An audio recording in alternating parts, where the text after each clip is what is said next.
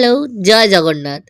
তো আমার গলার আওয়াজ থেকে বুঝতেই পারছো যে প্রচণ্ড ঠান্ডা লেগেছে। তো আজকে ঘুম থেকে উঠেই আগে টাটা করে তোমাদেরকে বলছি চলো আমি রেডি হচ্ছি, দেখো। আর এই যে ওষুধ খেয়ে নিচ্ছি ঠান্ডা লেগেছে বলে। এই দেখো রেডি হয়ে গেছি, আর কানে এই দুলটা পরেছি, সেই জন্যই একটুখানি নেকু নেকু করে তোমাদেরকে দেখাচ্ছি গো।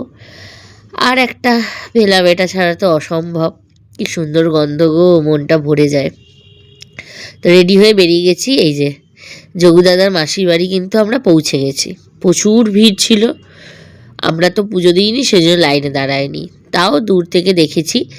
আর এই দেখো এখানে অনেক মানুষ বসেছিল, আর এই যে দুটো গোপাল নিয়ে একজন ভদ্রমহিলা বসেছিলেন।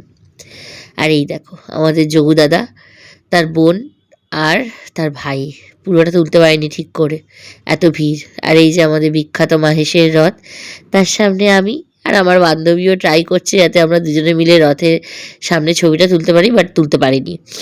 আর এই দিয়ে এগিয়ে যাচ্ছি রথের মেলার দিকে। অনেকটা দূর, প্রথমে ভেবেছিলাম কাছেই, গাড়িটা পার্ক করে দিয়ে আমরা দুজনে মিলে হাঁটতে হাঁটতে যাচ্ছি, কিন্তু অনেকটা দূর হেঁটে দেখলাম।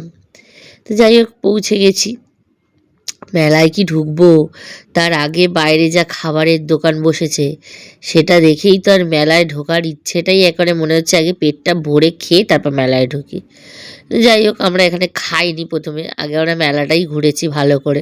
এই যে রথযাত্রা উৎসব ও মেলা, তো এখানে ঢুকে পড়ে মেলা যেরকম হয় ন্যাচারালি সেই রকমই সব দেখলাম, কিনিনি কিছু।